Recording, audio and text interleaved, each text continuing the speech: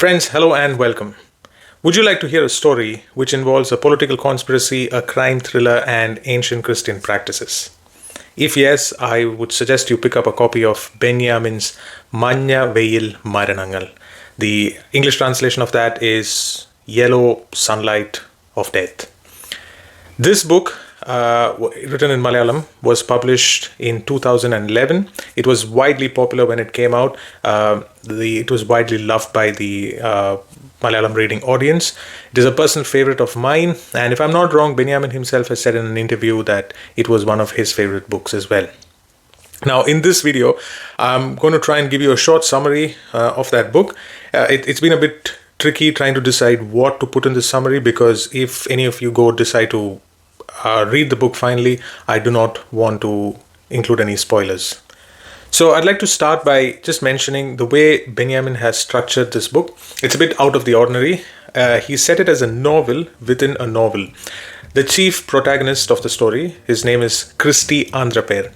He's written a novel, and for various reasons, he has sent sections of that to certain people, and they have to piece it together.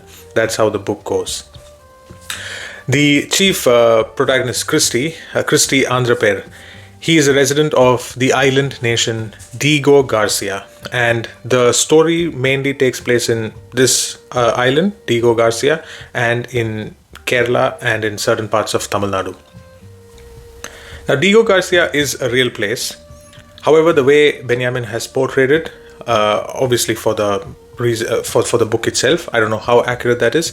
He has portrayed it as an island where migrants from Kerala, Tamil Nadu, Sri Lanka, Africa, and so on, they have all come there and living together. I don't know how accurate that is in real, but I don't think that matters. Christy Andraper's family history is very relevant to the story, and it's explained as follows. His forefather, they are of Portuguese lineage. His first forefather, his name is Andrew Pereira. He came with Vasco da Gama to Kerala at that time. He loved the place, decided to stay back, raise a family, and flourished. His grandson, whose name was Hormis Avera Pereira, he moved to Coimbatore. He had a very successful business. He did a lot of plantation, and he was thriving over there. The French occupation, when they came, the French East India Company asked Hormis Pereira to move to Diego Garcia. They had bought the island. They had taken over the island, not bought. And they asked Hormis Pereira to settle there and develop the place. And that's how Hormis came there with his servants and family, and they built up Diego Garcia. And their lineage is where Christy's family comes from. Now, the offer the French gave Hormis was, you thrive and develop the place. In return, we will give you the rule of Diego Garcia. However, when the French sold the island to the British in early 1900s, they went back on their promise, and they did not give the rule to Christy's grandfather. In saying that, the Andraper family has a lot of influence in the nation, but they do not have the direct rule of the nation. Now, this is explained in such a way because it's relevant to the story, and you'll understand it at the end. Now, the main part of the story begins when Christy is having coffee with one of his old classmates named Jacinta in Diego, and a shootout happens in front of them. And Christy learns that the person who was murdered was his old classmate, Senthil, who he hasn't seen in years. And Christy starts this journey of fact-finding. He wants to find out why Senthil was murdered. And when he starts that, he starts to realize that there is this big conspiracy going on. Even with the kind of influence the Andraper family has in the nation, he is unable to find out any details, and it starts to, he's shocked. And that's when he starts going down this rabbit hole of finding out what the real truth is. Now, in Diego, as Christy starts finding more about Senthil's death, he teams up with Senthil's sister. Her name is Anba, and tries to find out more about Senthil's life to understand what led to his death. However, Senthil's sister and father were told by the authorities that he died due to a cardiac arrest, and it wasn't revealed to them that he was murdered. Christy doesn't have the heart to tell them the truth, so he's trying to work with them to find out more about Senthil, but at the same time trying to protect them, from what really happened. Now, all that's happening, and then the character called Melvin enters the story. She is a nurse who's come from Kerala and starts to work in Tigo. Initially, Christy meets her through another classmate of his who works in the hospital as well. And the reason he wants to, he starts speaking with Melvin is to find out more details from the hospital as to the murder of Senthil. But as they interact more, they start becoming, friendlier, and Christy thinks he starts to have feelings for her, but he's not in a mindset to take that forward. But his family starts to talk about arranging a marriage and so on and so forth. Now from here, certain incidents happen, and Christy finds himself in this. He goes to Kerala and he finds himself in this old family home of this old Christian family in Udayamperur in Kerala. Now, as Christy starts finding out more info, he starts to learn more about this country that he calls home. He starts to understand it more. He starts to understand the people more, and he starts to uncover a lot of truths which he wasn't aware of before.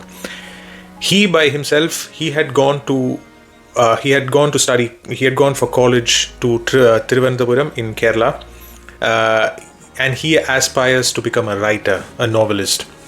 He's trying to write his own novel, and he has some ideas, but he's in this writer's block, and that's when all these incidents start happening, and he starts going down this path. Now, as I mentioned, this is a novel within a novel, and although this is Christie's narration of the incidents, there is also a story happening on mainland India, in Kerala. Benyamin and his friends are having their own adventure. Christy is narrating the incidents, and he has prepared a book based on that narrations.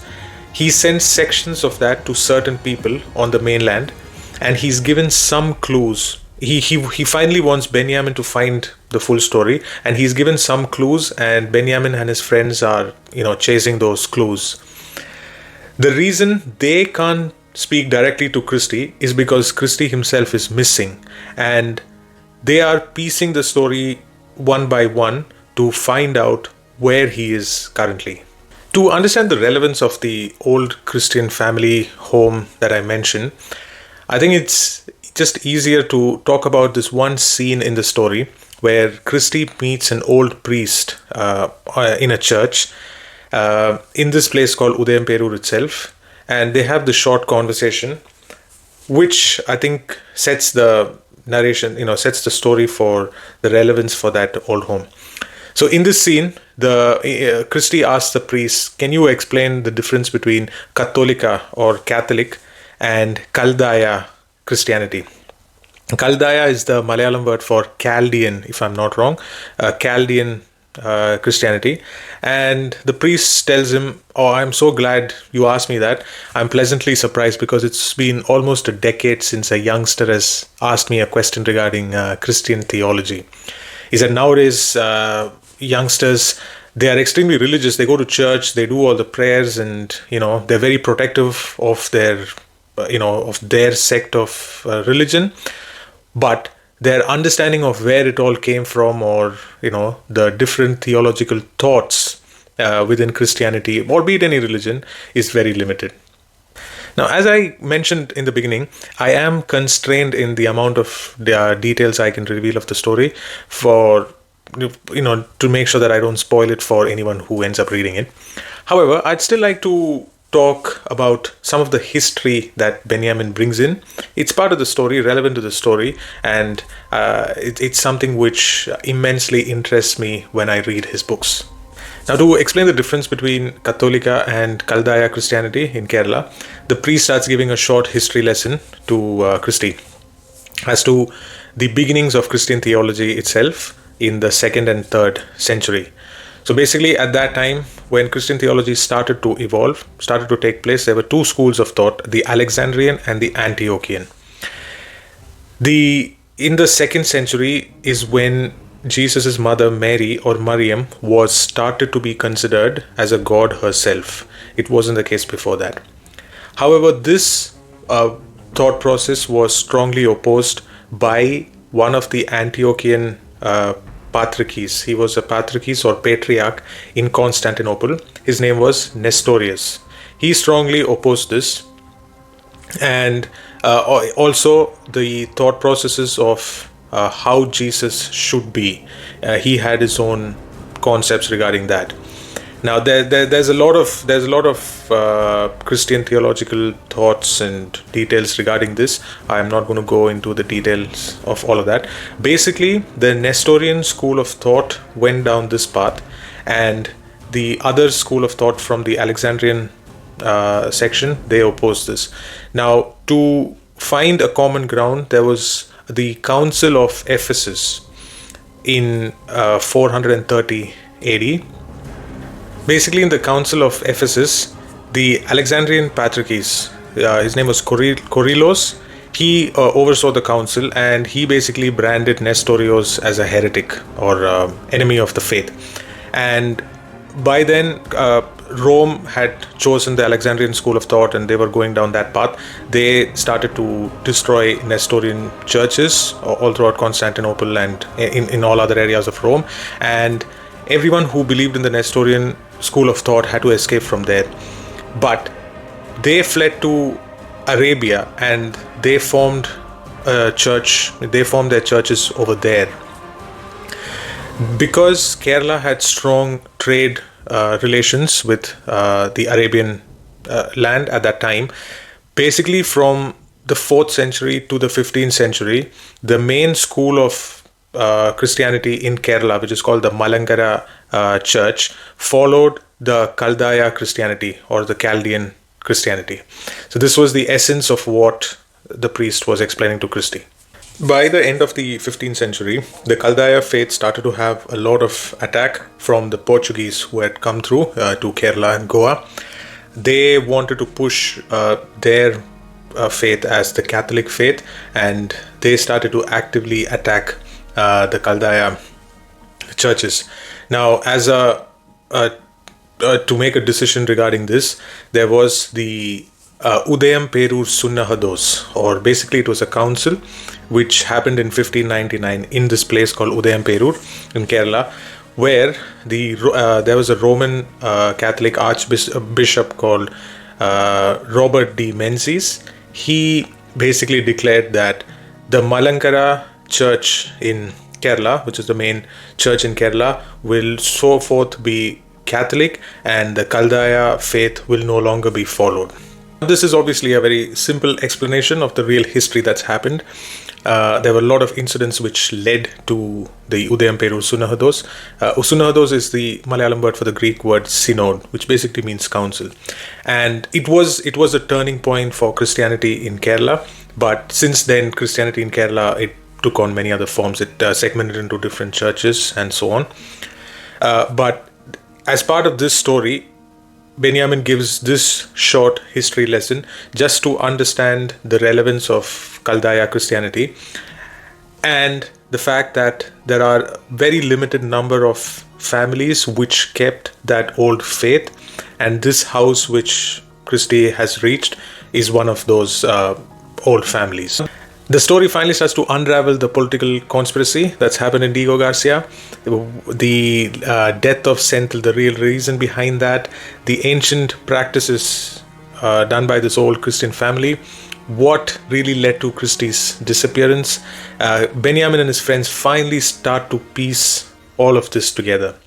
And obviously, there are a lot of subplots, there are a lot of characters within the story itself, many of whom have interesting life stories.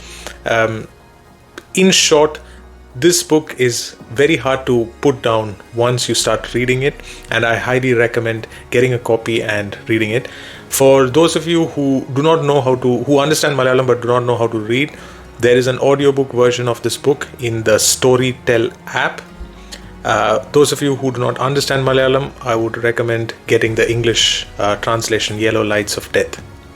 As always, please share your thoughts or any suggestions in the comment sections. Thank you for listening. Thank you so much for your time.